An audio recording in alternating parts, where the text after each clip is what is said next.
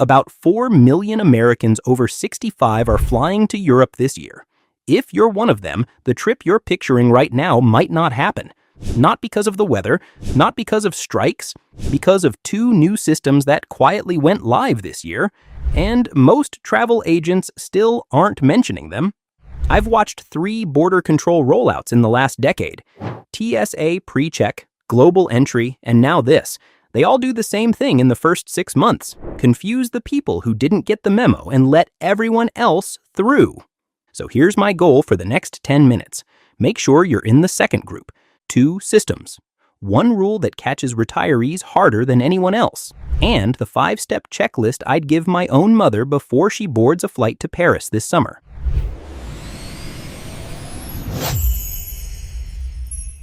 Segment 1. What changed in 2026?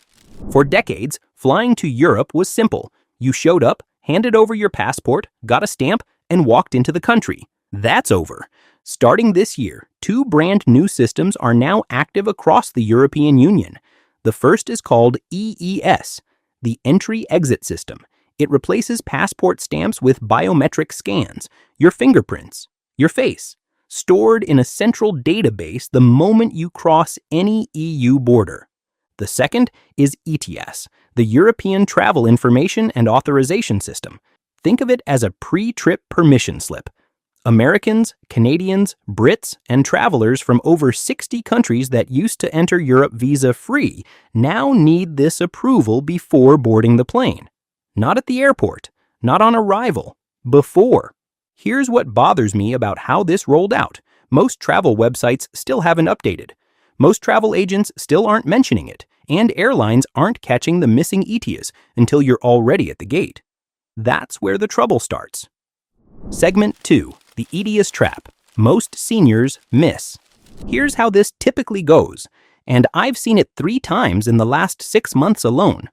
A retired couple has been planning a river cruise for 2 years, flights booked, reservations non-refundable.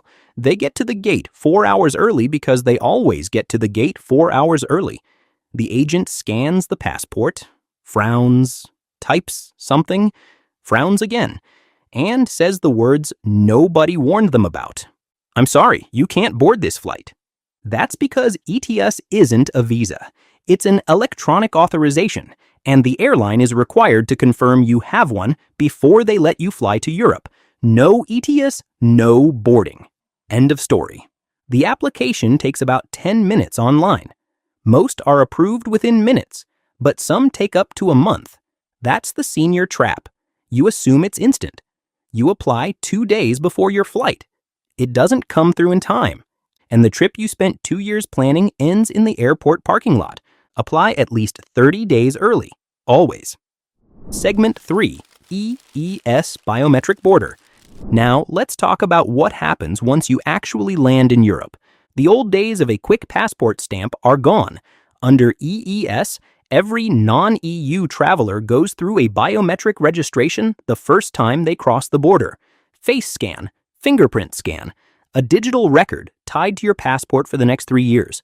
The kiosks are at every major airport now.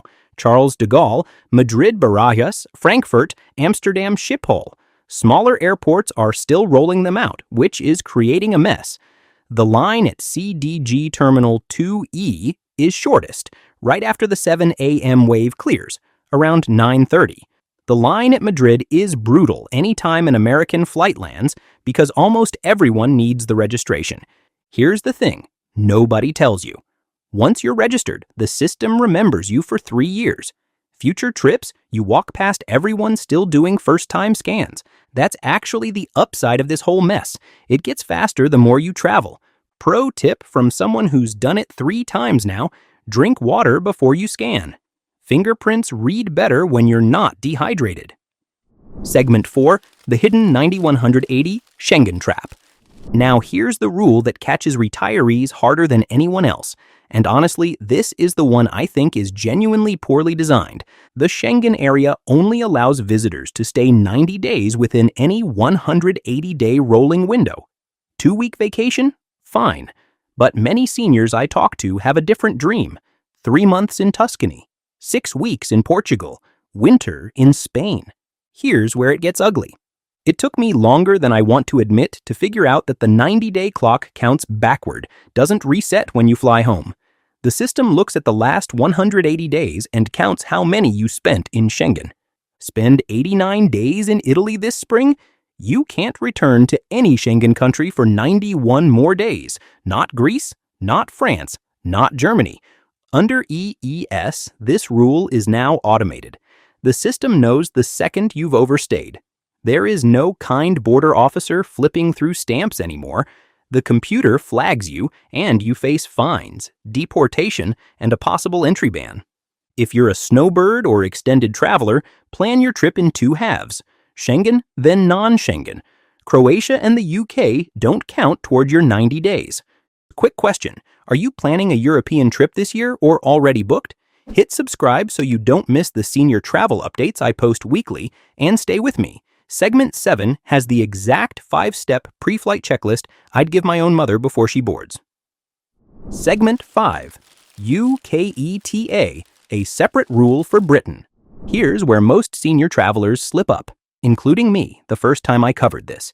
The United Kingdom is not part of ETIAS. The UK left the EU.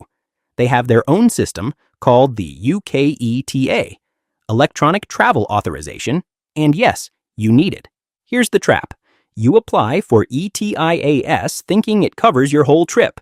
You fly into London, plan to spend 3 days there, then take the Eurostar to Paris. The UK officer asks for your ETA. You don't have one. You're turned around at Heathrow. The ETA costs about £10, takes minutes to apply, lasts 2 years. But you have to apply separately from ETIAS. They're two different systems run by two different governments. If your itinerary touches both the EU and the UK, and most seniors' trips do because London is a top connecting hub, you need both authorizations. Not one, both. Don't assume, verify. Segment 6, wheelchair and mobility at EES kiosks. This one rarely gets talked about, and it bothers me that it doesn't. The EES kiosks were designed for the average traveler, someone who can stand, scan their face at chest height, and place fingers on a sensor without difficulty. For seniors using wheelchairs, walkers, or anyone with arthritis, tremors, or low vision, these kiosks can be a real obstacle. Here's what nobody tells you, and I had to dig through 3 official documents to find this. Every EES airport is required to have a manual processing lane, a real human being, a traditional border officer who can register your biometrics manually if you cannot use the kiosk. But you have to ask, loudly and clearly.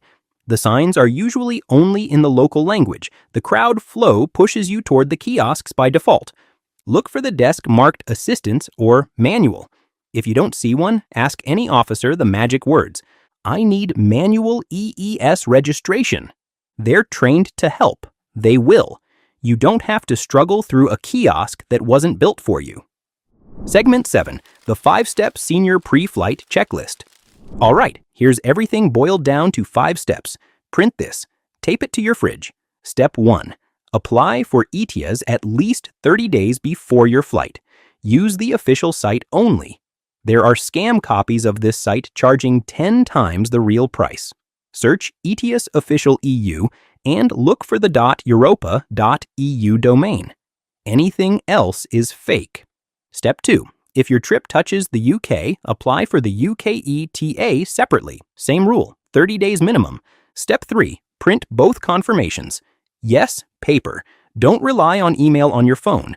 International roaming fails at the worst times, and the border officer doesn't care that your screen is blank. Step 4. Count your Schengen days carefully if you're staying longer than 2 weeks. Use a free Schengen calculator app. Know your number before you board. Step 5. When you land, look for the assistance lane if you need help with EES kiosks. You have the right to manual registration. Use it. 5 steps, 30 minutes of prep. The difference between the trip of a lifetime and the heartbreak of being turned away. One last thing. There's another rule hitting senior travelers next month I haven't covered yet. It involves your bank card, and a few European airports are quietly adding at the security checkpoint. Most travelers won't notice it until the charge shows up on their statement. That's the next video. Until then, if you're flying to Europe in 2026, give yourself 30 days. Print everything, drink water before the kiosk, and don't trust any website that doesn't end in .europa.eu. See you on the next one.